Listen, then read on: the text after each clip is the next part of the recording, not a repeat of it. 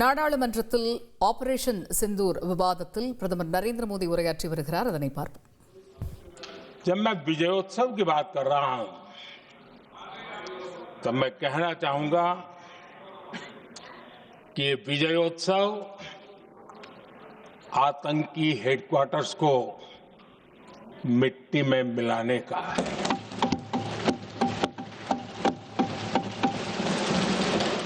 जब मैं विजयोत्सव कहता हूं तो ये विजयोत्सव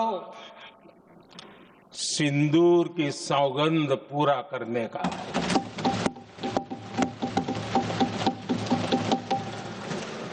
मैं जब ये विजयोत्सव कहता हूं तो ये भारत की सेना के शौर्य और सामर्थ्य का विजय गाथा कह रहा है। जब मैं विजयोत्सव कह रहा हूं तो 140 करोड़ भारतीयों की एकता, इच्छा शक्ति, उसके एक अप्रतिम जीत का विजयोत्सव की बात करता हूं। आदरणीय अध्यक्ष जी, मैं इसी विजय भाव से इस सदन में भारत का पक्ष रखने के लिए खड़ा हुआ।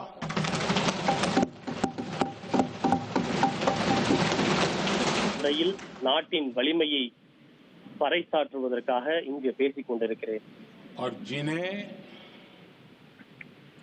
भारत का पक्ष नहीं दिखता है उन्हें मैं आईना दिखाने के लिए खड़ा हुआ।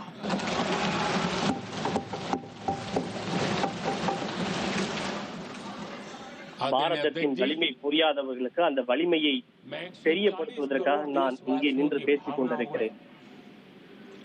अपना स्वर मिलाने के लिए उपस्थित हुआ हूं। ये 140 करोड़ देशवासियों की भावना के जो गुंज है, जिस सदन में सुनाई दी है, मैं उसे अपना एक स्वर मिलाने खड़ा हुआ। இந்த வெற்றி கொண்டாட்டம் ஆபரேஷன் சிந்தூரின் வெற்றி கொண்டாட்டம். ऑपरेशन सिंदूर के दरमियान जिस प्रकार से देश के लोगों ने मेरा साथ दिया, मुझे आशीर्वाद दिए,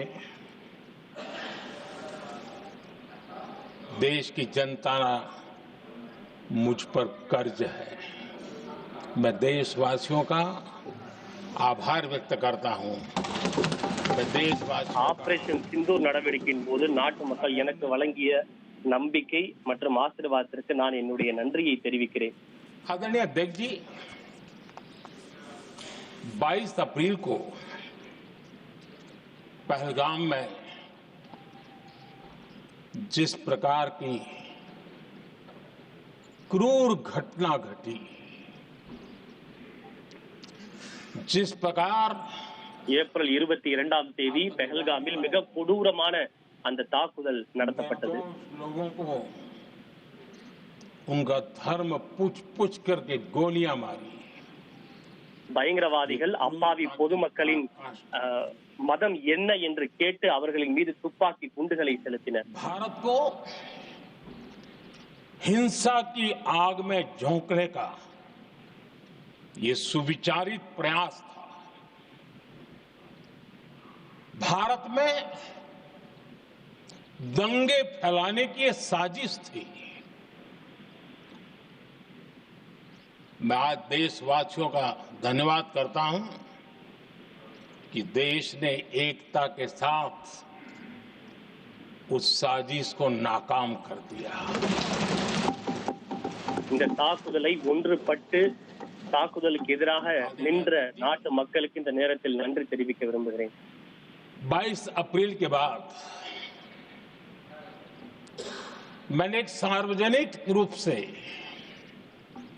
और विश्व को समझ में आए इसलिए कुछ अंग्रेजी में भी वाक्यों का प्रयोग किया था और मैंने कहा था कि हमारा संकल्प है. இந்த தாக்குதல் நடந்த பிறகு பீகாரில் நடைபெற்ற பொதுக்கூட்டத்தில் பேசிய போது நான் ஆங்கிலத்தில் உரையாற்றினேன்.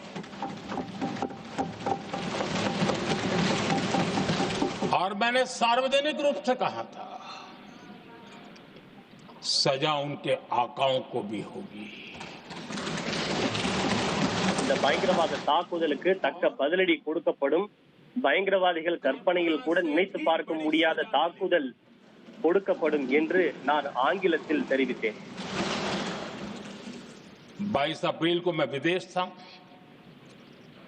मैं तुरंत लौट के आया।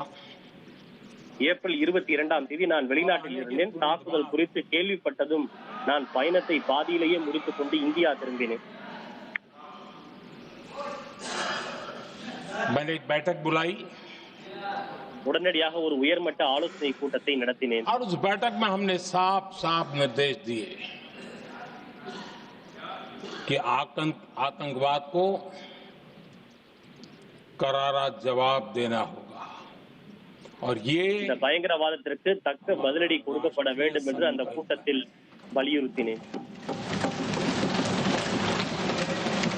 आदरणीय अध्यक्ष जी, हमें हमारे सैन्य बलों की क्षमता உலகத்திற்கு பயங்கரவாதத்திற்கான ஒரு செய்தியை கொடுக்க வேண்டும் என்றுதான் பீகார் பொதுக்கூட்டத்தில் நான் ஆங்கிலத்தில் உரையாற்றினேன். पूरा भरोसा है उनकी क्षमता पर, उनके सामर्थ्य पर, उनके साहस पर।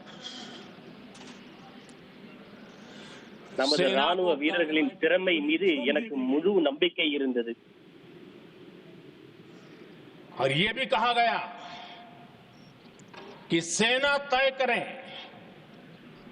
कब, कहां, कैसे, किस प्रकार से,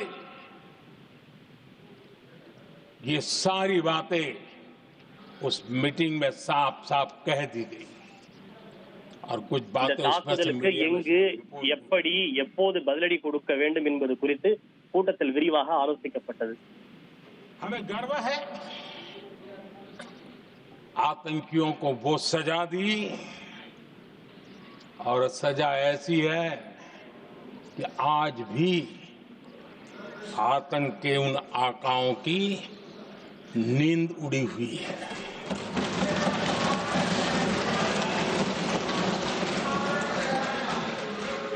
आदरणीय अध्यक्ष जी, இன்று பயங்கரவாதிகளின் உறக்கம் குலைந்து போய்விட்டது என்பதை கூறுவதில் பெருமைப்படுகிறோம். भारत के उस पक्ष को सदन के माध्यम से देशवासियों के सामने रखना चाहता हूं। पहला पक्ष पहलगाम हमले के बाद से ही पाकिस्तानी सेना को अंदाजा लग चुका था कि भारत कोई बड़ी कार्रवाई करेगा। उनके तरफ से न्यूक्लियर की धमकियों के भी बयान आना शुरू हो चुके थे। பாகிஸ்தானிடமிருந்து நாங்கள் அணு ஆயுதத்தை பயன்படுத்துவோம் என்பது போன்ற அச்சுறுத்தல் எல்லாம் கூட வந்தது. और 7 मई सुबह जैसा तय किया था वैसी कार्रवाई की और पाकिस्तान कुछ नहीं कर पाया। ஆனால் அந்த அச்சுறுத்தலை எல்லாம் பொருட்படுத்தாமல் நாம் மே 6, 7 ஆகிய தேதிகளில் நள்ளிரவு பாகிஸ்தான் மீது தாக்குதலை நடத்தினோம். बदला பாகிஸ்தானால் ஒன்றுமே செய்ய முடியவில்லை. निर्धारित लक्ष्य के साथ हमारी सेना ने ले लिया। நமது இந்திய படைகள் எதை இலக்காக வைத்திருந்தனோ அந்த இலக்கை நமது ராணுவம் பூர்த்தி செய்தது, இலக்கை அடைந்தது. आदरणीय अध्यक्ष जी, पाकिस्तान के साथ हमारी लड़ाई तो कई बार हुई है, लेकिन ये पहली ऐसी भारत की रणनीति बनी कि जिसमें पहले जहां कभी नहीं गए थे वहां हम पहुंचे, पाकिस्तान के कोने कोने में आतंकी अड्डों को धुआं धुआं कर दिया गया।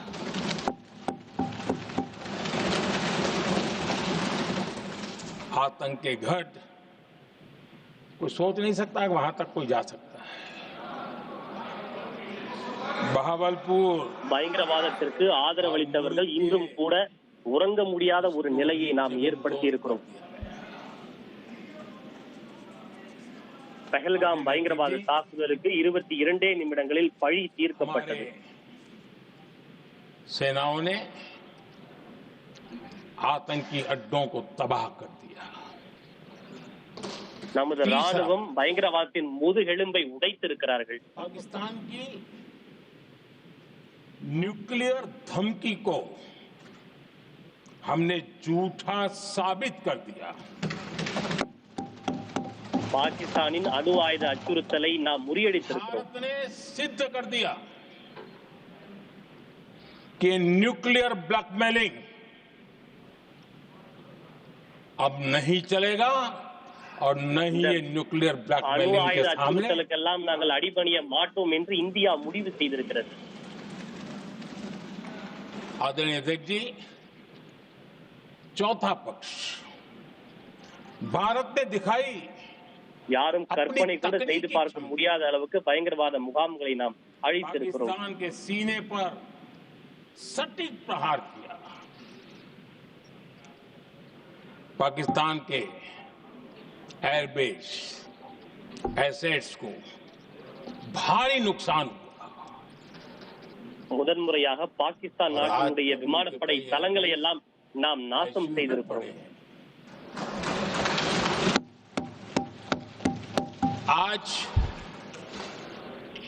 टेक्नोलॉजी आधारित युद्ध का युग है. ऑपरेशन सिंदूर इस महारत में भी सफल सिद्ध हुआ है.